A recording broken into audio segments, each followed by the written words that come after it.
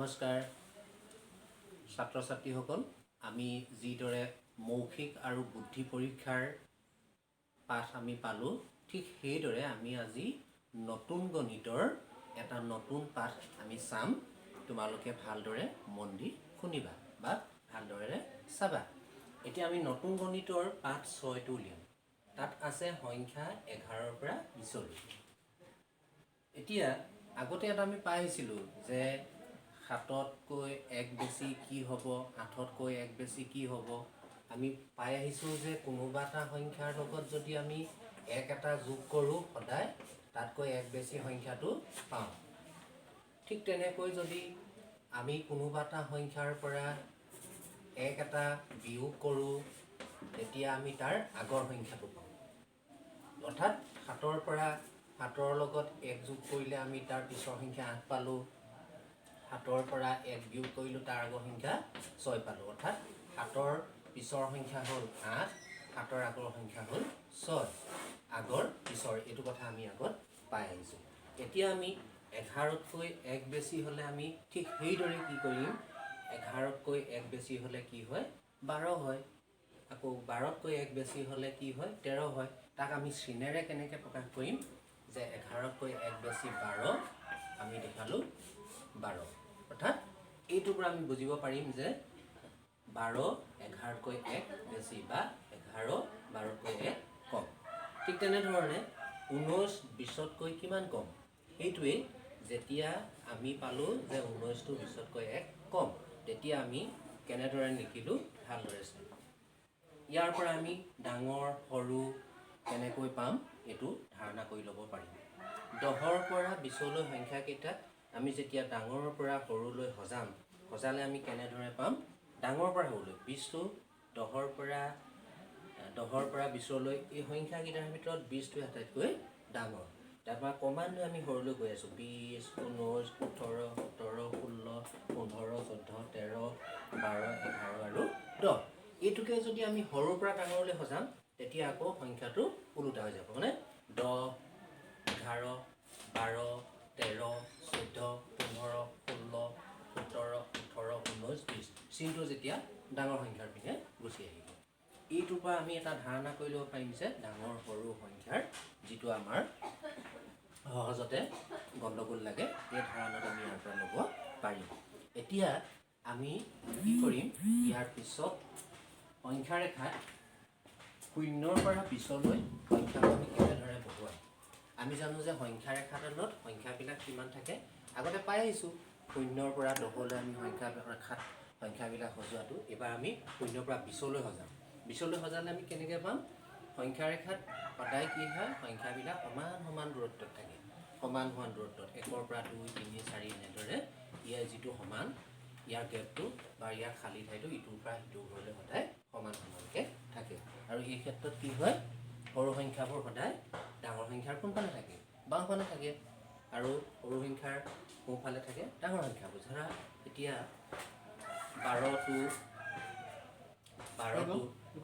8তকৈ ডাঙৰ, সেইকাৰণে 8ৰ সোঁফালে 12, 12তকৈ 8 সৰু, গতিকে তাৰ বাওঁফালে 8। এই ধৰণে সংখ্যা ৰেখাত সংখ্যাবোৰ সজোৱা থাকে।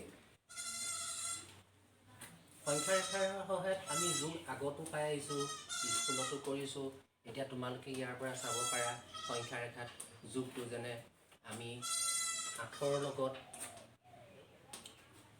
ধৰা এটা সংখ্যা আমি যোগ কৰিব লাগে। কি সংখ্যা ল'ম, ধৰি লওঁ আমি 11 ল'লোঁ, যোগ কৰিলোঁ। 8ৰ লগত 11 যোগ কৰিলোঁ। আমি চালোঁ যে 8এ 11 যোগ কৰিলে 19 হয়। এতিয়া 19 সংখ্যাটো পাবৰ কাৰণে আমি 8ৰ পৰা ক'লৈ যাম, 19 আছে এইটো, হয় নহয়? গতিকে আমি এই সংখ্যাটো পাবৰ কাৰণে কেনেকৈ আনিম,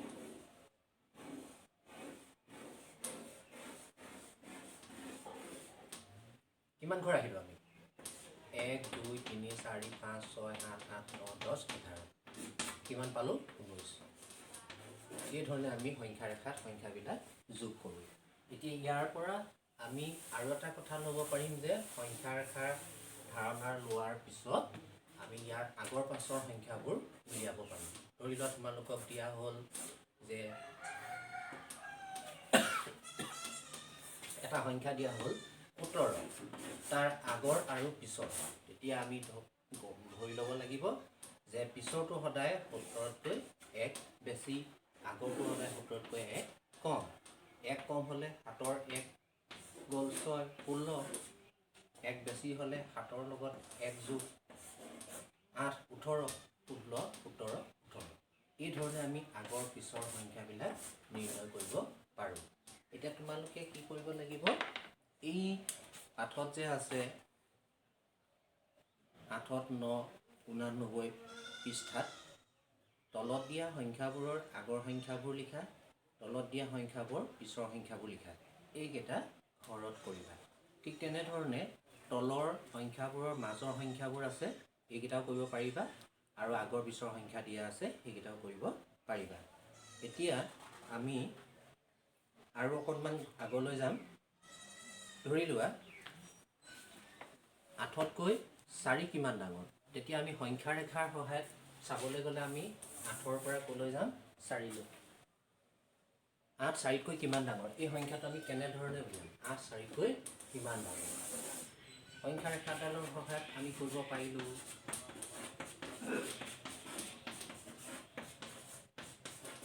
এতিয়া 8 4তকৈ কিমান ডাঙৰ হ'ল এইটো হ'ল 4 5 কিমান ডাঙৰ হ'ব আমি নিজে উলিয়াই চালোঁ যে 4 যোগ 4 4 8 হয়। এতিয়া আমি ইয়াৰ পৰা যাওঁচোন 1 2 3 4 অৰ্থাৎ 8 4তকৈ 4 ডাঙৰ। এই ধৰণে তলৰ প্ৰশ্নবোৰৰ উত্তৰ দিয়া 8 4তকৈ কিমান ডাঙৰ 11 15তকৈ কিমান সৰু 10 14তকৈ কিমান কম 17 12তকৈ কিমান বেছি 20 13তকৈ কিমান ডাঙৰ এইখিনি আমি কৰিব পাৰিম। আমি সংখ্যা ৰেখাডালত আৰু এটা কাম কৰিব পাৰোঁ যে সংখ্যা ৰেখাডালত আমি কি কৰিব পাৰোঁ জানানে এই ধৰণে আমি দুঘৰ জপিয়াইও কৰিব পাৰোঁ। 0ৰ পৰা আমি দুঘৰ জপিয়াব পাৰোঁ। দুঘৰ জপিয়ালে আমাৰ ধৰি লোৱা 1ৰ পৰা আমি 2 3 দুঘৰ জপিয়ালোঁ 4 5 6 দুঘৰ জপিয়ালোঁ এনেধৰণে আমি গৈ থাকিব পাৰিম। এতিয়া আমি এই পৃষ্ঠাত দিয়া অংককেইটা আজি ঘৰত তোমালোকে কৰি পেলাবা হোমৱৰ্ক বা ঘৰুৱা কাম হিচাপে। কোনো এলাহ নকৰিবা দেই এলাহ নকৰিবা যাতে আমি সকলো শিকিব পাৰোঁ। তাৰপিছত আমি অনুশীলনীলৈ যাম। নমস্কাৰ।